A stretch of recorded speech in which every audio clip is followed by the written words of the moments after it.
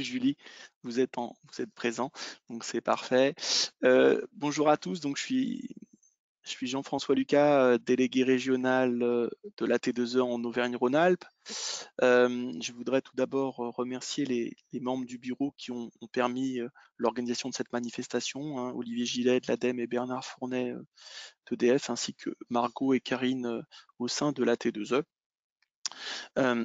Les C2E sont, bon, maintenant c'est un dispositif qui est quand même relativement bien connu de tous, c'est rentré dans les mœurs de chacun, mais ça reste un dispositif mouvant, donc il est important de faire un point régulièrement dessus, en particulier donc sur la cinquième période que nous avons attaquée il y a quelque temps. Donc, trois intervenants sont prévus aujourd'hui pour parler de ces deux dans l'industrie et donc de cette cinquième période. Donc, Marc Gendron, délégué général du club C2E, et Julie Pisano, chargée de mission au sein du club C2E, ainsi que Julien Poula, directeur commercial de Coretech, pour présenter des retours d'expérience industrielle. Et je vous rappelle que vous pouvez poser des questions écrites en utilisant l'onglet questions de GoToWebinar. On y répondra à la fin des interventions normalement. Bon, si on a trop, peut-être qu'on fera une session au milieu. Donc avant de passer la main à Marc, je voudrais vous dire quelques mots sur la T2E. Bon, la T2E, c'est l'association technique énergie environnement, une association professionnelle qui a été créée pour promouvoir l'efficacité énergétique dans les entreprises et l'accès aux énergies renouvelables. Aujourd'hui, c'est 2500 adhérents, 6 clubs thématiques, bien sûr le club C2E, mais également le club biogaz, stockage d'énergie, pyrogazéification, power to gaz ou cogénération. C'est également 11 délégations régionales, c'est la T2E Auvergne-Rhône-Alpes qui organise cet événement aujourd'hui, donc 11 délégations qui permettent du coup de faire des visites et des événements régionaux. La T2E, c'est également des programmes, hein, dont ProSMEN et ProRefi, hein, qui sont financés par des C2E, en l'occurrence, un ProSMEN pour l'accès à l'ISO 50001 et ProRefi afin de former des référents énergie en industrie. Bon, la T2E, ça reste une association, hein, donc elle vit de ses adhérents. Donc n'hésitez pas à y adhérer, bien évidemment. Ça vous permettra également d'être en lien avec la revue Énergie Plus, hein, qui est la revue bimensuelle de l'énergie, finalement, la publication qui est la plus complète sur ce secteur. En Auvergne-Rhône-Alpes, il y a un dynamisme assez important du bureau, particulièrement en début d'année, puisqu'on a eu beaucoup d'événements avec 6 à 7 webinaires. Le prochain aura lieu le 20 juin sur les enjeux de la méthanisation en première partie. Il sera suivi au second semestre d'un deuxième webinaire sur le sujet. Vous retrouvez toutes ces informations sur at2e.fr dans la rubrique région, y compris tous les replays de nos anciens webinaires. Eh bien, place à nos intervenants. Je vais laisser la main à Marc pour qu'il puisse présenter le dispositif des C2E. À toi, Marc. Merci beaucoup pour cette introduction. Bonjour à toutes et à tous. Donc, ce que je vous propose ce matin, c'est de faire effectivement un point sur les C2E au travers de quelques mots sur la cinquième période des certificats d'économie d'énergie. Ensuite, on abordera les nouveautés du catalogue de fiches d'opération standardisées industrie avec Julie. Deux mots sur les programmes. Et puis ensuite, on regardera des cas concrets avec des retours d'expérience de la société Coretech, ce qui permettra de voir comment on peut utiliser au mieux les certificats d'économie d'énergie comme levier financier de l'efficacité énergétique dans l'industrie. Alors, quelques mots effectivement sur la cinquième période. Donc, la cinquième période, elle a démarré au 1er janvier 2021 et 2022, pardon. Et cette cinquième période, donc, elle a déjà démarré de manière très positive pour l'industrie, puisque là, je vous ai ressorti la lettre d'information de la DGEC d'avril 2022. Et vous voyez que l'industrie pèse pour 21,2% de la production sur ce démarrage de la quatrième période. Donc, on reste dans la lignée de ce qui s'est fait en quatrième période. On était autour de un peu plus de 20%, c'est ça. Et juste pour que vous ayez les choses en tête, l'industrie, c'est quand même, on a quand même 4 fiches qui sont dans le top 15 des fiches qui produisent le plus de volume de certificats d'économie d'énergie. Donc, on a le système de récupération de chaleur sur un groupe de production de froid, l'Indut 117. On a l'Indut 136, système motorégulé, l'Indut 116, système de régulation sur un groupe de production de froid permettant d'avoir une haute pression flottante, et puis l'Indut 129 qui est la presse à injecter, tout électrique ou hybride. Et tout ça, ça totalise donc près de 29,3% des volumes de C2E classiques, sachant que les 21,2%, ils sont sur l'ensemble de la production, certificat d'économie d'énergie classique et précarité, ce qui explique le différentiel entre les deux. Donc, la quatrième période s'est terminée donc au 31-12-2021 et on a attaqué cette cinquième période. Cette quatrième période, elle s'est terminée avec des stocks importants de volume de C2E. C'est-à-dire que ce qu'il faut avoir en tête, c'est que l'ensemble globalement, l'ensemble des obligés, donc des énergéticiens et des délégataires ont atteint leur objectif, voire même ont dépassé leur objectif. Donc aujourd'hui, on a les acteurs ont démarré cette cinquième période avec déjà un stock de quasiment un an de production. On doit être à peu près à plus de 450 TWh Cumac d'excédent par rapport à la quatrième période. Et cette cinquième période, donc, elle est donc lancée du 1er janvier 2022 jusqu'au 31 décembre 2025, avec une obligation de 2500 TWh Cumac. Donc, c'est 4 années à 625 TWh Cumac, dont 730 TWh Cumac au bénéfice des ménages en précarité énergétique. Facialement, on peut considérer que cette cinquième période, elle n'est pas très ambitieuse, puisque vous voyez que le niveau d'obligation par rapport à la quatrième période, elle augmente que de 17%. Mais en fait, c'est un peu l'arbre qui cache la forêt, puisque en fin de compte, parallèlement, et c'est des prises de décision de la Direction Générale Énergie Climat dans cette cinquième période, la DGEC, la Direction Générale Énergie Climat, a décidé de réduire très fortement les bonifications sur les fiches d'opération standardisées. Vous savez que dans le dispositif, on peut faire tourner la planche à billets C2E avec des faux C2E qui sont bonifiés en fonction des objectifs politiques du moment. Ce qui permet, par exemple, ce qui a permis en quatrième période de produire beaucoup de certificats d'économie d'énergie sur l'isolation des combles et des planchers bas, notamment à destination des précaires. Et donc, en faisant ça, vous venez bonifier en fait un forfait de certificat d'économie d'énergie, donc d'économie réelle. Vous venez artificiellement bonifier, et ce qui permet en fait d'aider au financement d'actions sur lesquelles les politiques veulent investir très fortement. Et donc, en cinquième période, ce qu'il faut que vous ayez en tête, c'est que la Direction Générale Énergie Climat souhaite revenir au basique du dispositif, qui est de générer des réelles économies d'énergie. Et donc, derrière ça, si vous retirez les bonifications, c'est globalement une augmentation de entre la cinquième et la quatrième période de 35%, et non pas 17%. Donc, globalement, cette cinquième période va quand même être assez, et même très ambitieuse. Ensuite, sur les points structurants, donc vous avez toujours une pénalité sur le classique qui concerne donc les industries, qui est de 15 € par mégawattheure Cumac et de 20 € donc pour les C2E précarité. Donc on a augmenté de 5 €. La DGEC a souhaité donner une valeur supplémentaire au C2E précarité. Et puis la cinquième période sera réellement caractérisée par un pilotage renforcé, puisque les obligés vont devoir déclarer annuellement leur vente d'énergie, publier, donc il y aura une publication annuelle de la liste des obligés, il y aura un suivi trimestriel des C2E engagés et un renforcement des contrôles. Donc l'idée pour la DGEC, c'est de suivre au mieux les productions en fonction des obligations, de manière à pouvoir ajuster plus finement le pilotage de ce dispositif C2E.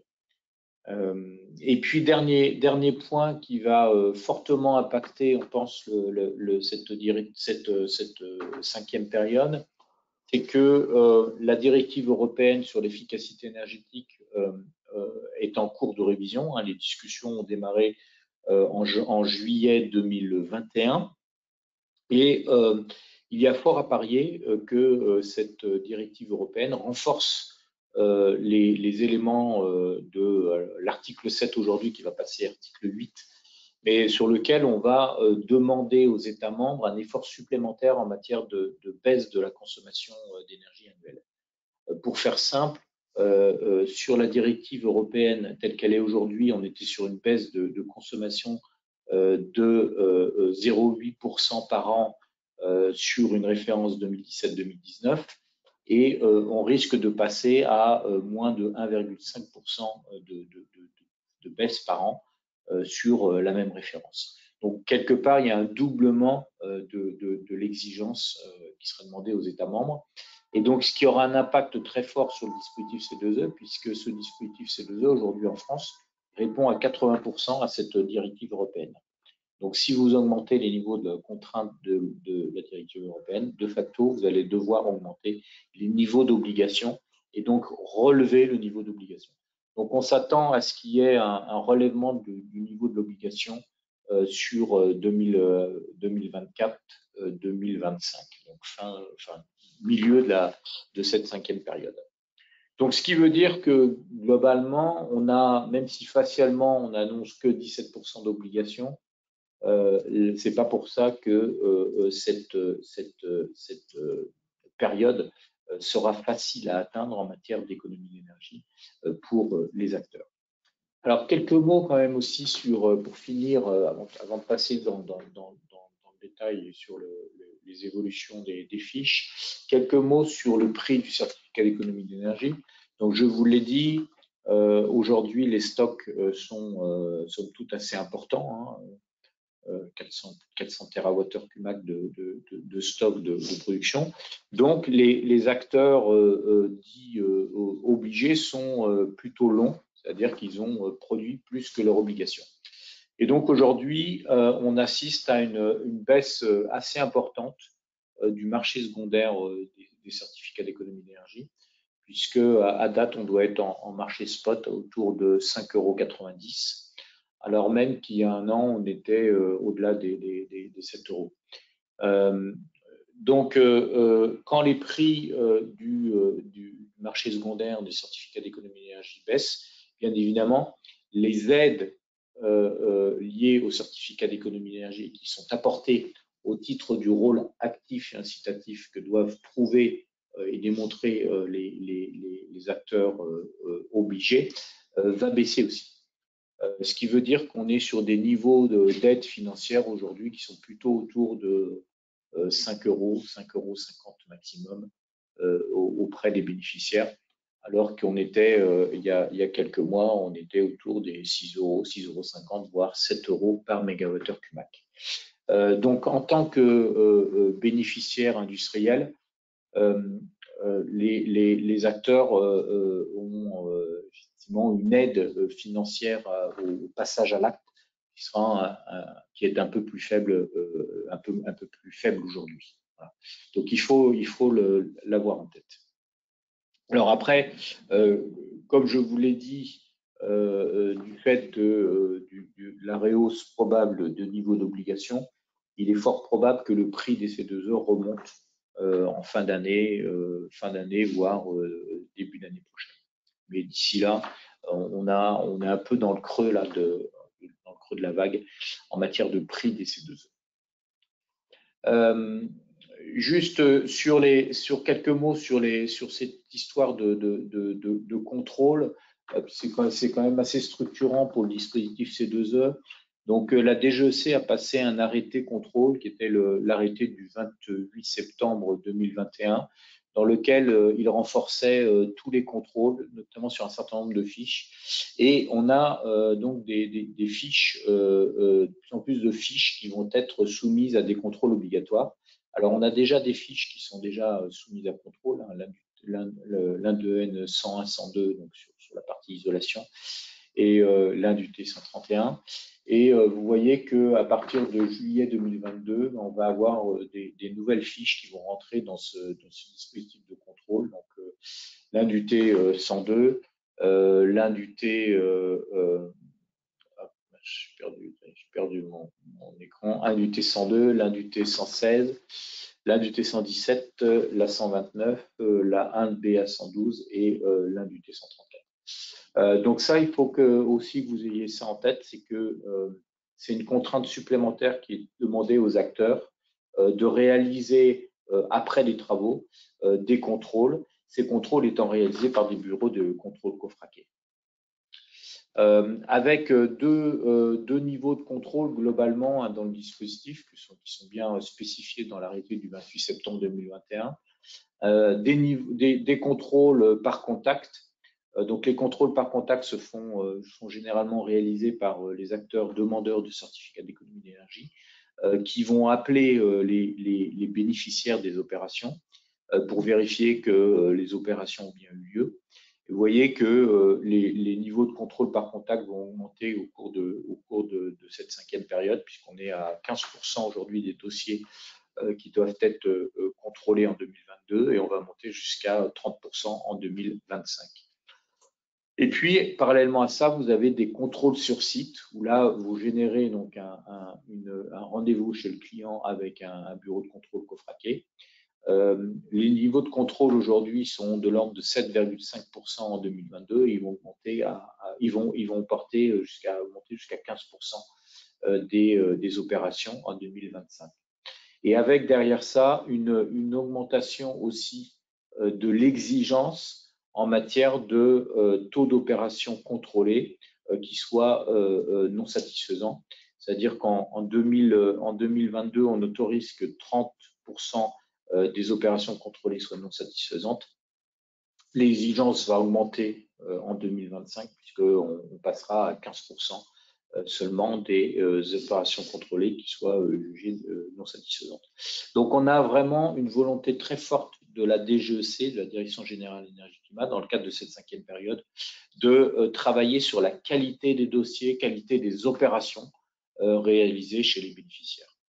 Alors, c'est à la fois pour travailler, bien évidemment, sur les économies réellement générées chez les bénéficiaires, mais aussi pour lutter contre la fraude ou la non-qualité des opérations réalisées. Voilà, j'en ai fini sur les points structurants de la 5e période. Ce que je vous propose, c'est qu'on regarde avec Julie maintenant les nouveautés du catalogue de fiches d'opérations standardisées en industrie. Merci Marc. Donc, tout d'abord, depuis le début d'année, on a eu certaines fiches qui ont été abrogées et révisées. On a eu, réglementairement parlant, une mise à jour de l'éco-conception sur laquelle se basent la plupart des fiches, et notamment en motorisation, qui a conduit à l'abrogation de l'INDUT 112 qui concerne les moteurs au rendement de classe IE2. La révision de l'INDUT 121 sur l'isolation des points singuliers. Historiquement, c'est une fiche qui avait été révisée pour des questions de dérive sur la valorisation des opérations et qui, du fait de son remaniement, avait exclu un certain nombre de typologies de raccords de points singuliers.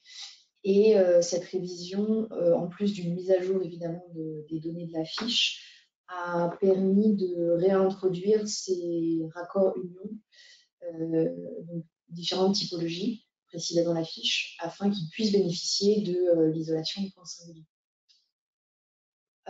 Enfin, l'Inde BA116, qui a son équivalent en tertiaire et en résidentiel, sur la mise en place de luminaires à module LED, qui a été également révisé du fait d'une gestion qui est devenue obligatoire, alors qu'elle était optionnelle dans la fiche précédente, et également une rehausse des exigences, puisque le marché allant vers des LED de plus en plus efficaces, l'idée est que la fiche puisse coller à cette évolution du marché. Ensuite,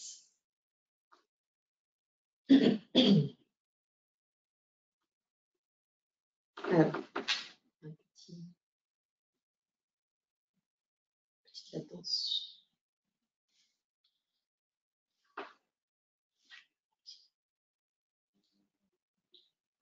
Désolé, on est coincé là. Ah, voilà, c'est bon.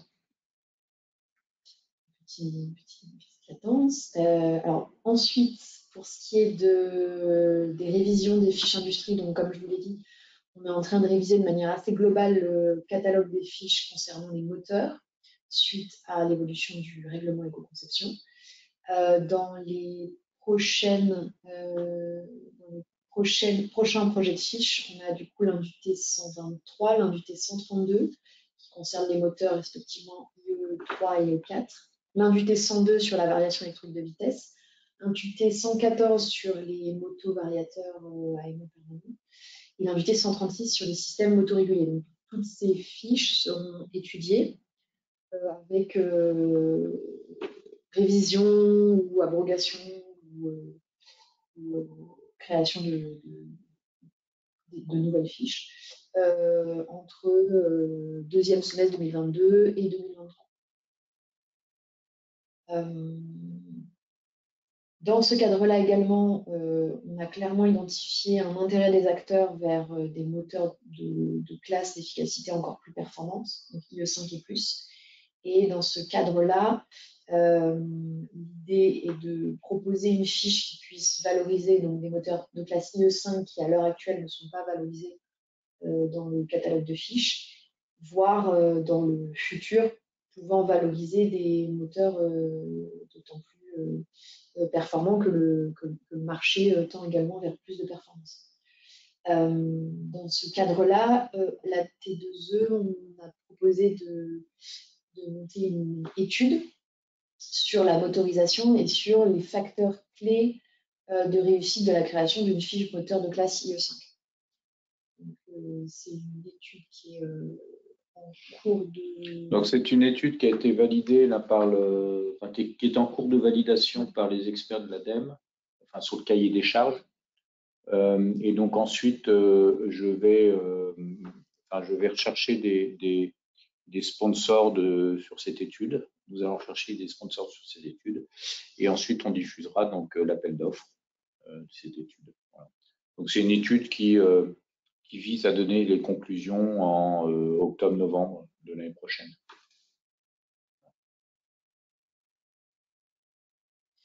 Et du coup, pour revenir un peu plus précisément sur le calendrier de révision, donc classiquement par an, on a 2 arrêtés mettant à jour le catalogue d'opérations standardisées, un à mi-année l'été et un plutôt en fin d'année. Pour l'instant, le planning est que l'indu T102 et l'indu T114 sont en cours de révision et seront proposés pour un arrêté à la mi-année. L'indu T123 sera probablement abrogé sur les moteurs de classe IE3, après évidemment consultation des acteurs. Et pour ce qui est de l'arrêté plutôt de fin d'année, la DGEC a proposé également une étude un peu similaire à ce qui avait été fait dans le résidentiel sur les fiches d'isolation en ce qui concerne l'indu T117 et l'indu T121. L'idée étant d'évaluer les pistes de révision des fiches produisant le plus et une révision d'un du T132, donc les moteurs cette fois-ci de classe IE4. Sur les nouveaux gisements de fiches, on a à l'heure actuelle la stockage d'énergie issue de la chaleur fatale en industrie et refroidisseur industriel haute efficacité énergétique, qui sont 2 fiches sur lesquelles on est en train de travailler. et pour lesquels on vise une parution fin 2022 dans l'idéal. Voilà, c'est tout concernant l'évolution du catalogue pour les fiches industrie. Très bien, merci Julie. Quelques mots peut-être sur les programmes, ça va être assez rapide. Donc il y a, vous savez que dans le dispositif C2E, les acteurs ont la possibilité de produire des certificats d'économie d'énergie en finançant des programmes. Les programmes sont généralement de trois types, donc ils sont décidés par le ministre sur trois sujets clés, des sujets autour de l'innovation, des sujets autour de la précarité énergétique et des sujets autour de l'information-formation. Et côté AT2E, donc il y a deux programmes qui sont portés par la T2E et qui traitent donc de l'industrie et des sujets plutôt formation-information. Donc, il y a le programme Pro-SMEN qui vise à accompagner les entreprises sur la certification ISO 50001. Donc, c'est un programme qui permet de financer au maximum 40 000 euros de toutes les démarches permettant d'arriver à la certification ISO 50001. Et puis, le deuxième programme, c'est un programme de formation, information, qui vise à former et informer les référents énergie de l'industrie. Et c'est un programme qui est structuré donc au travers d'un MOOC, de 2 jours de formation présentielle et d'un accompagnement individuel en situation de travail, donc une sorte de coaching permettant aux référents énergie de mettre en place les tableaux de bord aboutissant notamment à la baisse de la consommation d'énergie sur les sites industriels.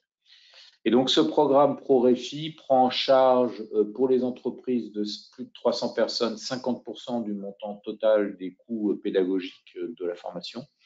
Et pour les entreprises de moins de 300 personnes, 100% des coûts pédagogiques de cette formation. Donc, je vous invite, si vous êtes intéressé, à vous connecter directement sur le site soit prosmen@t2e.fr, soit sur le site prorefi.org qui vous permettra de vous inscrire dans ces programmes.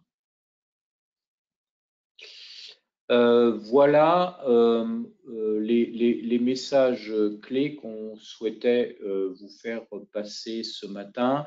Je ne sais pas s'il y a des questions vous avez la possibilité de poser des questions à part avec le travers du webinaire. N'hésitez pas. Pour l'instant, j'en vois pas, Marc, pour l'instant. Ceci étant, oui, n'hésitez pas à reposer des questions parce que bien souvent, c'est quand on indique qu'il faut en poser que tout à coup elles arrivent. Donc, n'hésitez pas à le faire au fil de la communication pour qu'on puisse y répondre le moment venu. Vous avez encore quelques minutes d'ici la fin du webinaire de toute manière pour pouvoir les poser, y compris pendant l'intervention de Julien. Je vous propose de passer au retour d'expérience. Merci Marc et Julie. Du coup, donc on va te céder la parole, Julien, pour présenter des retours d'expérience industrielle issus du travail du bureau d'études de Coretech. Bonjour à tous et merci à la T2E et à l'ADEME de nous permettre de témoigner effectivement sur des retours d'expérience d'opérations réalisées dans l'industrie dans le domaine des certificats d'économie d'énergie. Si vous pouvez passer à la slide suivante.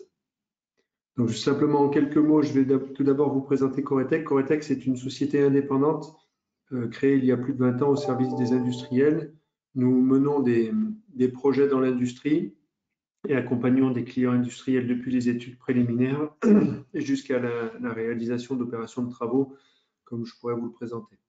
Donc, on bénéficie d'un bon nombre de retours d'expérience et accompagnons plus de 60 clients industriels par an.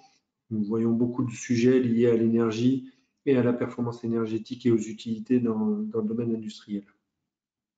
Nous réalisons un chiffre d'affaires d'à peu près 12 millions d'euros, tant sur l'activité de service que sur l'activité de travaux, avec une croissance régulière et maîtrisée au regard de notre activité de projet. Et notre spécificité, nous sommes une société coopérative. Sur les 42 salariés qui composent l'entreprise, ce sont aujourd'hui 30 associés qui détiennent 100% du capital. Et la répartition, ça c'est une répartition par projet. Donc c'est bon, vous pouvez passer à la slide suivante. Notre domaine d'expertise, donc ce sont les utilités et la performance énergétique industrielle. Nos clients sont quasiment uniquement des sites industriels de production et nous intervenons sur la base de demandes entrantes et de sujets de sollicitation.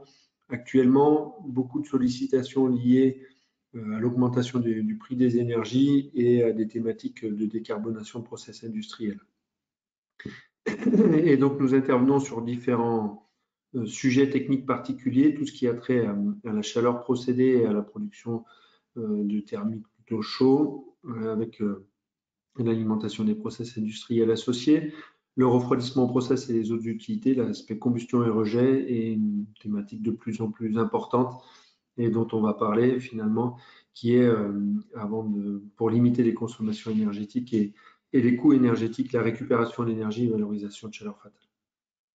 Donc ça, c'est la présentation très rapide. On va maintenant basculer directement sur les retours d'expérience. Je vais vous présenter deux sujets différents dans l'industrie, deux sujets qui sont dans l'agroalimentaire, mais qui pourraient très bien être dans d'autres secteurs d'activité. Donc tout d'abord, c'est un projet de rénovation de chaufferie vapeur. Un client donc, qui est le site Nestlé CPF à Rumilly exactement. Donc le contexte, ce client-là avait des chaudières vapeur anciennes et un caractère d'urgence de remplacer des équipements qui étaient en mauvais état et qui devaient être remplacés. Nous sommes dans un premier temps passés par une phase d'étude d'ingénierie préliminaire, le but étant de qualifier la meilleure solution technique pour réaliser ce projet dans les meilleures conditions financières et de performance énergétique derrière. Et donc, dans la foulée de ces études d'ingénierie préliminaire et après un appel d'offres, nous avons mis en œuvre la chaudière vapeur, donc une chaudière de 10 tonneurs, en l'occurrence avec un certain nombre de travaux associés, donc une chaudière avec un taux de modulation qui répondait à des besoins relativement bas de vapeur qui variaient entre 1 tonne et 10 tonnes. On a remplacé les cheminées également et donc on a également réalisé, on y viendra sur l'aspect certificat d'économie d'énergie, on a également mis en œuvre un économiseur à condensation derrière l'économiseur conventionnel pour récupérer sur une boucle d'eau chaude qui alimente 3 consommateurs derrière. Donc c'est une installation qui a été mise en service fin 2018 et qui obtient, grâce notamment à cet économiseur à condensation, des performances d'un point de vue rendement qui sont très très intéressantes. Si vous pouvez passer au slide suivant, donc, qui présente donc, particulièrement par rapport à ce projet l'aspect certificat d'économie d'énergie. Dans le cadre de ce projet-là, ce sont 5 fiches C2E qui ont été valorisées donc, directement par le client. La première, c'est le système de variation électronique de vitesse sur le moteur. Donc là, c'est sur le brûleur, en l'occurrence, qui est plutôt sur ce type de projet, une petite fiche. Il y a trois fiches qui sont les plus importantes dans le cadre de rénovation de chaufferie vapeur.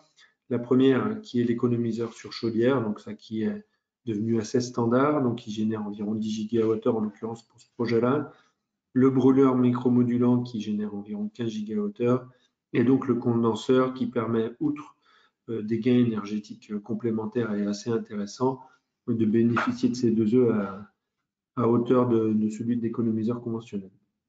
Dans le cadre de ce projet, ce sont plus de 33 gigawattheures CUMAC qui ont été valorisés. Et donc là, je vous ai donné des enveloppes en termes de CAPEX et de C2E. Donc, comme vous l'a dit M. Gendron, actuellement, la tendance est plutôt baissière. Donc là, je l'ai noté à 6 € du mégawattheure CUMAC. Donc, ça fait une enveloppe d'environ 200 000 € de C2E pour un CAPEX, en l'occurrence, qui était d'environ 900 000 €. Donc ça, c'est le premier exemple donc, de rénovation de chaufferie vapeur. Le second, c'est un exemple sur le site Rennell Aérochlore. Le contexte, ce client-là, au-delà des C2E, avait la nécessité de réaliser des économies d'eau. Donc c'était derrière des stérilisateurs et donc avec un rejet d'eau assez important dans le domaine public. Et donc ces rejets d'eau étaient chauds, refroidis par une tour de refroidissement avant d'être rejetés dans le milieu naturel. Donc il avait une obligation de réaliser des économies d'eau et il avait également identifié le potentiel de valorisation énergétique sans avoir conscience et connaissance précisément des enjeux. Donc on a d'abord réalisé l'étude de faisabilité pour limiter donc les consommations et récupérer la chaleur fatale contenue dans ces rejets. Et on a dans la foulée mis en œuvre cette installation avec l'engagement de performance. C'est un projet qui a été réalisé en 2020. Donc les enjeux du client, je vous l'ai dit, réduire significativement les consommations d'eau de l'usine en recyclant les eaux de stérilisation et récupérer l'énergie contenue dans ces rejets. Donc la prestation réalisée, tout d'abord l'étude de faisabilité pour bien cadrer ce projet-là, pour bien le maîtriser tant d'un point de vue technique que financier et performance derrière. Et donc ce qui a été mis en œuvre, donc 2 échangeurs de chaleur, l'ensemble d'équipements, pompes de transfert et cuves de stockage, donc quand on fait de la récupération d'énergie, et là en l'occurrence, il n'y avait pas simultanéité entre la source et les puits, donc un besoin de stockage, et puis donc l'ensemble des travaux jusqu'à la mise en service avec la validation des performances. Donc en termes de résultats, les économies réalisées sont assez significatives puisque c'est quasiment 50 000 m3 d'eau par an qui sont recyclés. C'est 2 GWh à peu près d'économie d'énergie et c'est environ 400 tonnes d'équivalent CO2 évité. Donc ça, c'est un projet très intéressant. Et si vous pouvez passer à la slide suivante, donc d'un point de vue certificat d'économie d'énergie, il y a une fiche particulièrement qui a été utilisée dans le cadre de ce projet-là. C'est l'Inde BA112 pour un système de récupération de chaleur sur un tour de refroidissement qui a permis de valoriser plus de 46 GWh de C2E. En l'occurrence, dans le cadre de ce projet-là, ce sont des C2E qui ont été valorisés par Coretech et donc on a fait une remise sur devis au client. Et en termes d'éléments financiers, pour être un peu plus concret, c'est un capex d'environ 500 000 euros et à 6 euros du mégawattheure Qmax, c'est environ 280 000 euros de C2E qui ont été donc déduits du devis lors de la réalisation. Voilà pour les 2 exemples et pour les retours d'expérience. Simplement, et comme ça a été dit en introduction, les C2E sont un élément facilitateur finalement pour réaliser des projets. Nous, notre retour d'expérience, c'est qu'il faut utiliser le certificat d'économie d'énergie pour faire des C2E, enfin pour faire des économies d'énergie, pardon, et pas générer du C2E pour tâcher de récupérer de l'argent derrière. Il y a véritablement des économies d'énergie réelles à faire et le mécanisme des C2E est un bon mécanisme pour faciliter les projets finalement. Merci beaucoup Julien. Ouais, il est vrai que ce soit dans l'industrie ou dans le résidentiel et tertiaire, il y a toujours eu des fiches qui permettaient d'avoir un taux d'abattement un petit peu plus important que d'autres et quelquefois il y a eu des effets d'aubaine sur ces fiches-là qui ont imposé quelquefois une révision parce que fondamentalement le fait est qu'elles étaient un petit peu trop performantes et pouvaient laisser libre cours à beaucoup d'installations qui se faisaient un petit peu en débit du bon sens.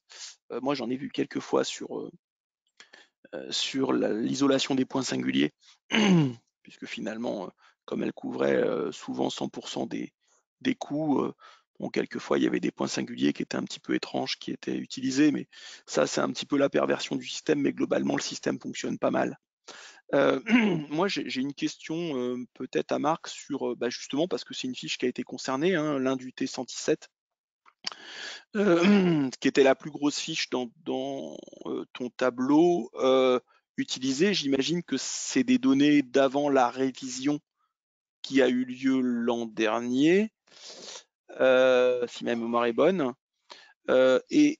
Concernant la révision future, est-ce qu'on a une idée de l'impact qu'il va y avoir sur cette fiche-là? Parce que finalement, c'est une fiche qui était déjà très utilisée. Alors, oui, mon micro est ouvert. Effectivement, cette fiche a été révisée en 2020 de mémoire. Donc, on n'a pas vu d'évolution flagrante sur une baisse de la production sur 2021. Tu as vu les résultats, là, ça continue quand même à être des volumes importants. Alors, ce qu'il faut avoir en tête, c'est qu'il y a quand même une inertie très forte dans le dispositif. Généralement, on a à peu près un an de décalage entre une révision de fiche peut-être à la baisse et des volumes qui sont à la baisse. Néanmoins, donc sur cette fiche, la révision a essentiellement porté sur un durcissement sur l'étude technique amont, puisqu'en fait, on s'est rendu compte, et tu l'as très bien dit, Jean-François, que notamment sur cette fiche, on avait quelques dérives, c'est-à-dire des acteurs qui mettaient en place de la récupération de chaleur sur le groupe froid, mais qui, par exemple, ne raccordaient pas le groupe froid. Ne raccordait pas, pardon, la récupération de chaleur. Donc, on a mis un peu le holà là-dessus en demandant à avoir une étude technique qui prenne en compte à la fois les besoins en froid du client, les besoins en chaud et bien évidemment l'adéquation entre le chaud et le froid et une étude qui permettait de voir l'utilisation de la chaleur à la fois dans le process ou dans le chauffage ou sur le chaud sanitaire. Voilà. Donc, au démarrage, effectivement, les acteurs nous ont dit « Oh là là, ça vous allez tuer la fiche ». A priori, pour l'instant, je pense que c'est une fiche qui est encore utilisée, qui est un petit peu plus compliquée, effectivement, à utiliser, donc qui freine un peu les velléités de certains acteurs à développer très fortement cette fiche. Mais néanmoins, elle continue à être utilisée et je pense qu'on a recadré assez bien l'utilisation de cette fiche. Maintenant, c'est une fiche qui reste dans le top 6 des fiches les plus produites. Or, la DGEC a mis en place dans le cadre de la 5e période une doctrine qui vise à dire on regardera systématiquement et on révisera systématiquement les fiches qui produisent le plus dans le cadre du dispositif C2E. Donc, bien évidemment, l'INDUT 117 rentre dans ce cadre-là. Et il faut la réviser. Et le choix de la DGEC a été de dire, puisque la T2E a fait une révision sur 2020 avec l'ensemble des acteurs, c'était de dire on va demander à un cabinet, un bureau d'études, de nous aider à réviser cette fiche et à étudier toutes les possibilités d'évolution de cette fiche. Donc la DGEC a passé un appel d'offres auprès d'un certain nombre de bureaux d'études. Ils doivent, ce que nous a dit la DGEC, recevoir les résultats de cet appel d'offres fin de semaine là. Et donc à partir de là, ils vont sélectionner un bureau d'études et lancer une phase de révision. Alors on avait déjà réalisé ce type de travail sur des fiches bâtiments résidentiels avec le cabinet Pouget qui avait porté une étude sur la barre EN101 et barre EN102, isolation des combles et des murs. Donc l'idée, c'est que le cabinet il fait des propositions et ensuite, nous, à T2E, on rebondit sur ces propositions avec les experts et on challenge quelque part le cabinet. Donc c'est le choix qui a été fait pour cette révision de l'INDUT 117. Sachant que, bien évidemment, enfin, quand tu as une fiche qui produit 20%, les experts ne sont pas trop enclins à vouloir réviser cette fiche. Donc c'est aussi l'idée de dire on fait appel à une sorte de tiers vraiment complètement neutre qui nous donne qui prend un peu de hauteur et qui nous donne un peu de vision par rapport à ça. Donc voilà un peu où on en est sur cette fiche INDUT 117. Donc clairement oui, cette fiche va être révisée. Est-ce qu'elle sera révisée à la baisse? J'en sais rien. c'est pas l'objet. L'objet, c'est qu'elle colle le plus à la réalité. Moi, honnêtement, je suis droit dans mes bottes côté AT2E par rapport au travail qu'on a fait en 2020. Je trouve qu'on a trouvé quelque chose d'assez cohérent. Les acteurs ont vraiment joué le jeu et ont accepté des contraintes supplémentaires sur notamment cette étude technique amont qui cadre quand même pas mal les choses. Voilà. Parce que je peux dire. Et preuve en est que les volumes n'ont pas été tant impactés que ça, puisque c'est vrai que je voyais les volumes qui étaient encore conséquents et je pensais que c'était les volumes avant la révision et tu me confirmes que c'est les volumes après la révision, justement. Et j'avais entendu, comme toi, les acteurs du secteur dire que ça allait tuer la fiche et au final, ça ne tue pas le pas fait. tué la fiche. Je pense que ça a tué des projets qui étaient un peu rapides, un peu faciles à mettre en œuvre et qui n'étaient pas tout à fait justifiés. Donc, je rejoins complètement Monsieur Poula. Hein, le dispositif C2E, il est intéressant réellement pour mettre en œuvre des opérations qui génèrent des économies d'énergie. Le sujet clé, il est quand même là. C'est qu'il y a des économies d'énergie et puis c'est une aide pour mettre en œuvre ces économies d'énergie. Mais les effets d'aubaine, alors, on les a pas trop en industrie. Hein. Le sujet des déviances du dispositif C2E, il porte quand même essentiellement sur les marchés des particuliers. Ce qui est un peu normal aussi, parce que le marché des particuliers, c'est un marché où les économistes disent parlent d'asymétrie d'information. C'est-à-dire que un particulier, il connaît assez peu ce qu'est l'énergie, le monde de l'énergie et le monde de la rénovation. Et donc, quand on lui fait une offre, il va toujours aller chercher l'offre au plus bas coût. Et donc, de facto, le marché, il est tiré vers le bas, systématiquement. Et donc, avec des acteurs qui profitent du dispositif C2E pour amplifier cette dégradation du marché en allant vers le bas. Ce n'est pas le cas en industrie. En industrie, vous n'avez pas d'asymétrie d'information. Un directeur technique, il connaît son site, il connaît son process, il connaît l'énergie. Surtout aujourd'hui, comme le dit M. Poula, vu les prix des énergies, on y regarde à 2 fois maintenant pour décider des choix.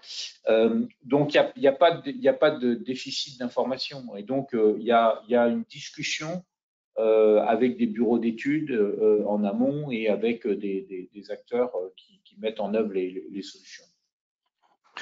Par contre, moi, j'ai eu des contacts avec des acteurs du bâtiment qui voulaient aller sur l'industrie pour essayer de faire la même chose dans l'industrie, en disant, bon, on va identifier les fiches à taux de couverture de 100%, et puis on va se lancer dans le marché en faisant la même chose que ce qu'on faisait dans le bâtiment.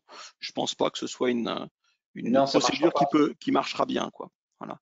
Non, parce que tu as des interlocuteurs en face de toi qui connaissent et leur vrai sujet, c'est comment je produis de qualité à moindre coût, etc. C'est ça le vrai sujet. C'est pas des sujets d'effet d'aubaine.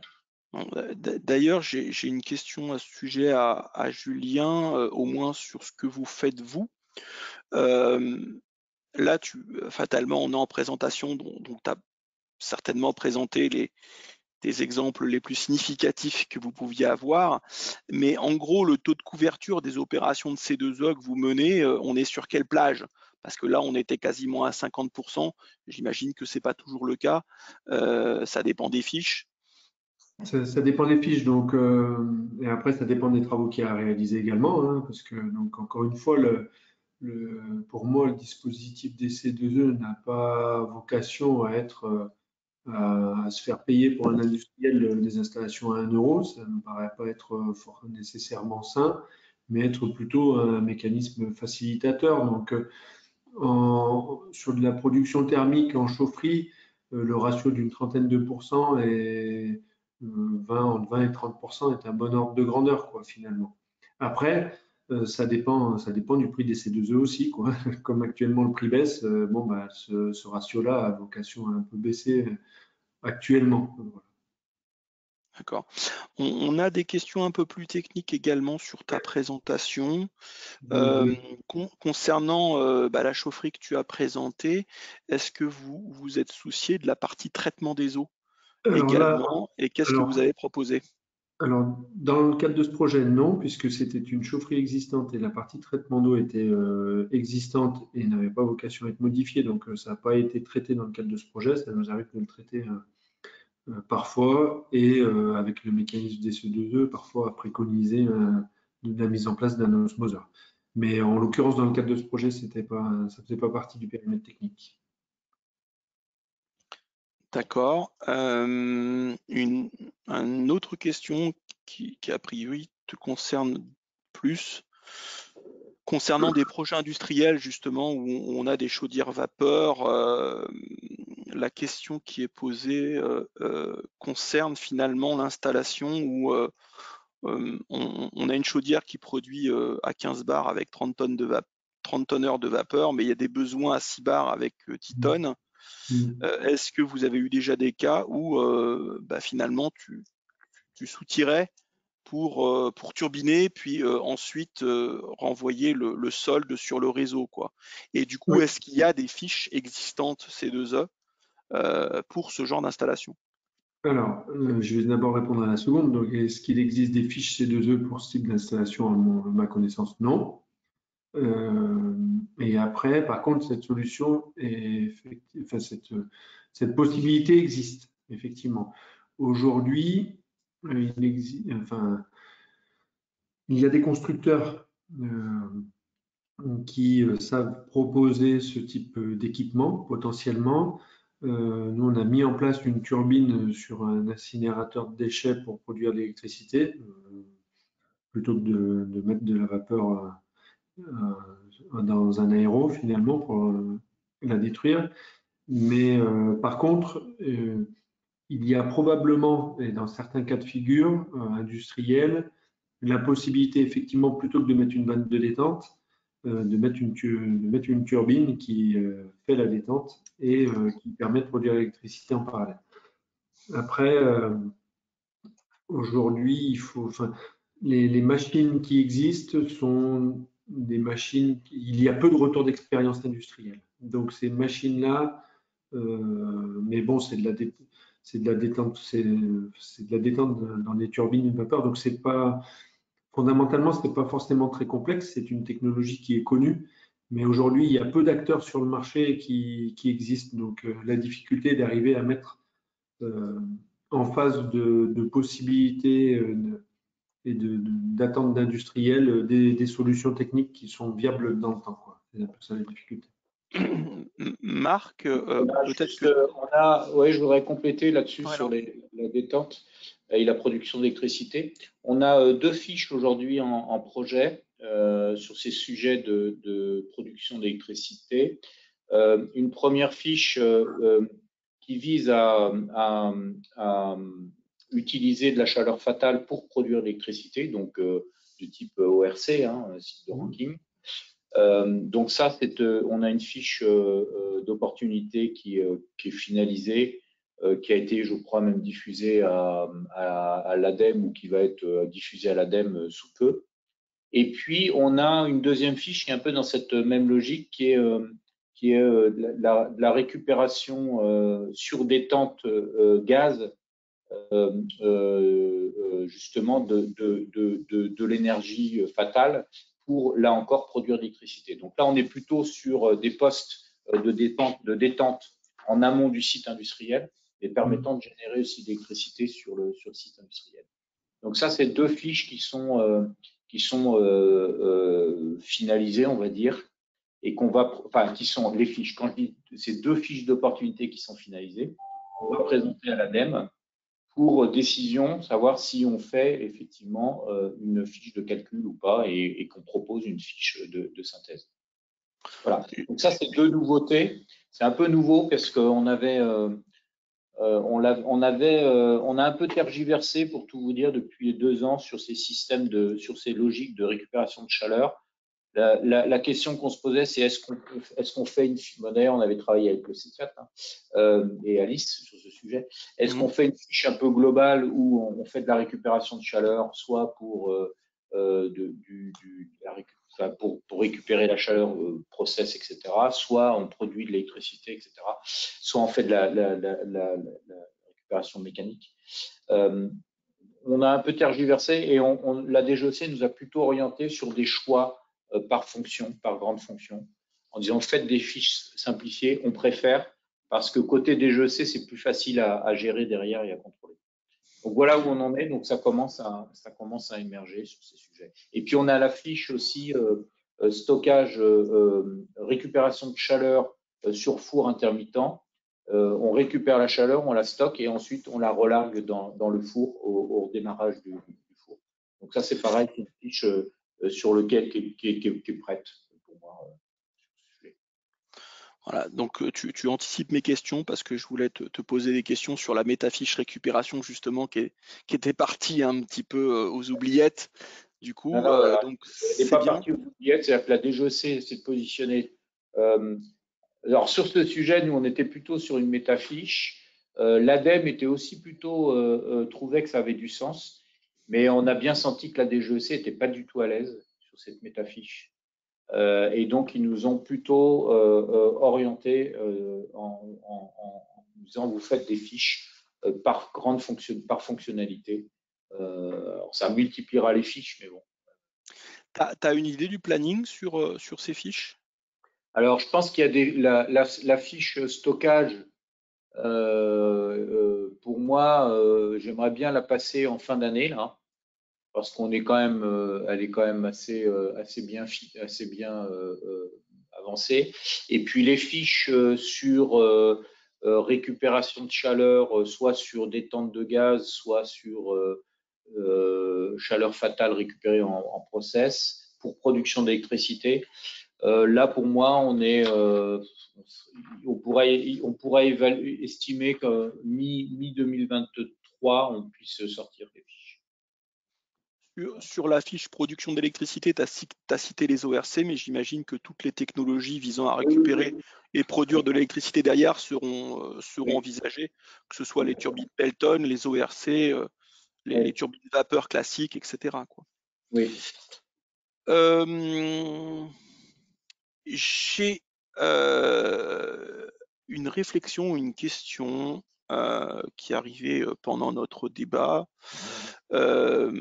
concernant le fait de réussir à produire finalement des soutiens qui permettraient de viser des économies sur le long terme plutôt que sur le court terme, comme laisse penser le système des C2E. Donc, est-ce qu'il y a des moyens finalement d'un petit peu plus améliorer le système en permettant à l'industriel de faire des choix où il regarde pas forcément que l'économie financière, mais qui regarde un petit peu plus loin sur ses choix d'investissement? Est-ce que c'est des discussions qui ont lieu déjà avec la DGEC pour faire évoluer le dispositif en ce sens-là, ou est-ce que c'est une hérésie, on n'y arrivera jamais? Aujourd'hui, non, on n'a pas trop de discussions. Les discussions un peu clés aujourd'hui côté des GEC, liées donc à la situation ukrainienne et russe, c'est bien évidemment à la fois le prix des énergies et le gaz. Là-dessus, la DGEC est clairement mobilisée, je serais tenté de dire quasiment à 80% de son temps, quoi, sur ce sujet, avec des réflexions sur globalement la décarbonation de l'industrie. Donc ça, oui, la DGEC est plutôt là-dessus. Après, sur les choix à long terme de l'industriel, la question que je pose, c'est est-ce que c'est au dispositif C2E de porter ça? Je pense que c'est d'abord à l'industriel d'avoir ce type de réflexion et le dispositif C2E peut proposer des solutions en tant qu'outil à la mise en œuvre. Mais enfin, je vois Julien qui hoche de la tête, mais moi, c'est plutôt ma vision aujourd'hui. Si vous voulez compléter, Julien. Ouais, en fait, la problématique qu'on a sur le marché, c'est que quelquefois, l'industriel, dans la majorité des cas, il demande un TRI de 18 mois, 24 mois, et rarement au-delà finalement sur ses investissements, alors que on pourrait avoir des actions d'économie d'énergie qui seraient plus conséquente si on trouvait un moyen de financer des temps de retour sur investissement un petit peu plus longs. Voilà, donc aujourd'hui, ça passe davantage par le tiers financement, par les sociétés de projet, par des mécanismes financiers autres que les C2E. La question se pose de savoir si le dispositif des C2E évoluera un peu plus dans ce sens pour permettre des économies à plus grande échelle, quoi. En fait, là, je pense que sur ce sujet-là, la DGEC résonne avec l'ensemble des panels d'offres qui existent aujourd'hui à destination des industriels. Je pense notamment à toutes les offres, toutes les aides financières portées par l'ADEME, fonds chaleur et autres, fonds décarbonation, etc., qui peuvent venir en complément du dispositif C2E. Alors, pas en cumul, mais généralement, ça vient, il y a une articulation qui se fait entre les deux. Sachant que, alors là, on a beaucoup parlé des aides à l'opération, mais on a aussi, dans le cadre du dispositif C2E, des opérations spécifiques qui sont importantes en industrie, sur lesquelles, pour le coup, sont éligibles les opérations qui ont des taux de retour sur investissement supérieurs à 3 ans. Donc, les opérations spécifiques, elles sont aussi là dans le cadre du dispositif C2E pour aider à des opérations plutôt temps long. Les C2E venant réduire quand même un peu les taux de retour sur investissement. Donc aujourd'hui, je pense on le prend quand même au travers, en complément des aides de l'ADEME plus cet outil opération spécifique. On arrive quand même, il me semble, à répondre à des grosses opérations. Les opérations spécifiques, c'est en moyenne des opérations en troisième période, on était sur 320 gigawattheures QMAC. Donc ça commence à faire des belles opérations. Hein. Julien, vous vouliez rajouter quelque chose? Non, mais je voulais simplement compléter. Enfin, sur l'aspect économie d'énergie réelle et vision à long terme, pour moi, c'est pas le mécanisme des C2E. Le mécanisme des C2E, c'est un bonus finalement, c'est un élément facilitateur. La partie engagement de performance sur des temps longs, c'est à l'intégrateur, au prestataire de prendre ces engagements-là au regard de données réelles de fonctionnement et de consommation. Le mécanisme des C2E est un mécanisme, dans la majorité des cas, standardisé pour faciliter un certain nombre d'opérations. Et donc, il ne peut pas traiter tous les cas particuliers de l'industrie. Et ça, c'est véritablement le projet et le prestataire qui doit le porter, cet engagement-là, à mon sens. Oui, bonjour, Olivier Gillet, ADEME Auvergne-Rhône-Alpes. Je peux rajouter effectivement que ces réflexions plus long terme méritent de dézoomer, évidemment, sur la situation de l'entreprise, notamment industrielle ou du site, ou au niveau du groupe éventuellement. Et nous avons lancé, dans le cadre du plan de relance, une quadruple expérimentation qui s'appelle Expedite, qui est en cours. Il y a eu les tout premiers rendus qui ont été faits. Il y a, je ne suis pas complètement sûr, je n'ai pas été vérifié là, mais il y a peut-être encore un peu de place, mais je ne suis pas sûr qu'il y ait encore je me demande si toutes les échéances ne sont pas passées. En tout cas, ça permettait de tester des réflexions purement énergie et plus long terme, orientées vraiment décarbonation, hein, donc l'aspect climat, auprès de sites industriels individuels ou parfois qui appartiennent à un groupe. C'est ce qui était intéressant dans cette expérimentation, et j'espère qu'on aura assez vite du coup des outils qui permettent de répondre un peu à votre question, qui soient bien adaptables et opérationnels pour les sites industriels. Voilà. Il y a une réflexion alors plus globale aussi, qui est un peu expérimentale aussi, mais là en collectif, sur les très grosses zones industrielles très émettrices, qui s'appelle ZBAC, zone industrielle bas carbone. Là, l'appel à projet est toujours en cours, mais c'est vraiment pour des zones industrielles extrêmement émettrices. Typiquement, dans notre région, c'est plutôt les plateformes chimiques qui doivent se mettre en forme ensemble pour améliorer globalement les émissions, réduire bien sûr les émissions de gaz à effet de serre sur l'ensemble du territoire de la zone industrielle, voire plus. Donc effectivement, il y a des expérimentations qui sont en cours et des programmes qui sont accessibles pour ce type de réflexion. Merci beaucoup Olivier pour ces précisions. J'avais une dernière question pour Marc. On vit une période un petit peu particulière sur les prix d'énergie. On a d'ailleurs fait un webinaire le mois dernier. On a fait un webinaire le mois dernier sur la volatilité du prix de l'énergie, qu'on peut retrouver sur le replay. Du côté des événements de la guerre en Ukraine, est-ce que la DGEC vous met un peu la pression pour sortir des fiches plus rapidement? Non. Apparemment non. Non. Apparemment. Non, ils n'ont pas de. Non, la DGEC, on sent que la DGEC, elle prend clairement le sujet du gaz en main, avec même des velléités d'abrogation de certaines fiches d'opération s'appuyant sur des chaudières gaz, typiquement en résidentiel collectif et en bâtiment tertiaire. Avec une difficulté, c'est qu'il y a quand même une filière gazière aujourd'hui qu'il faut alimenter, donc on ne peut pas non plus du jour au lendemain dire on arrête tout. Ils ont déjà fait des opérations d'arrêt et de modification des coups de pouce en résidentiel sur ce sujet. Donc on voit bien qu'on est en train de basculer sur des modes en résidentiel, chauffage gaz, plutôt chauffage ENR, pompe à chaleur, biomasse et raccordement des réseaux de chaleur. Sur l'industrie, c'est moins flagrant. Et dans tous les cas, on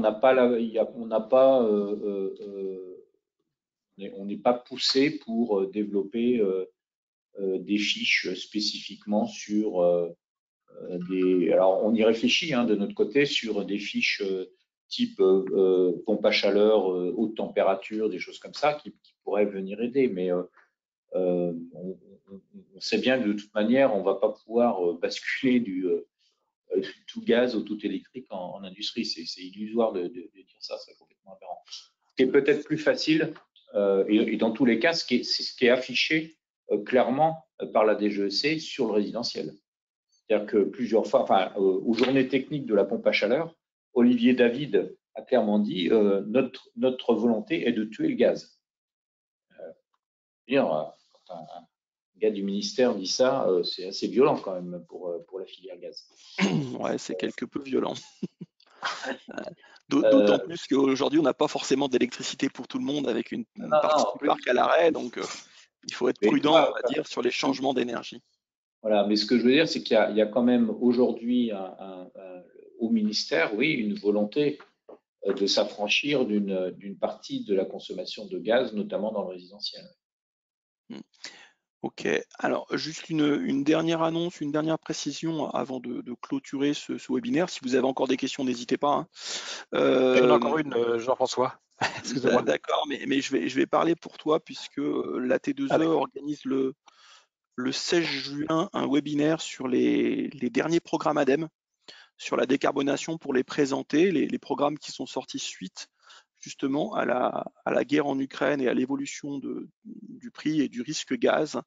Donc n'hésitez pas à vous renseigner sur le site AT2E pour pouvoir vous inscrire à ce webinaire qui va présenter les derniers appels à projets décarbonation.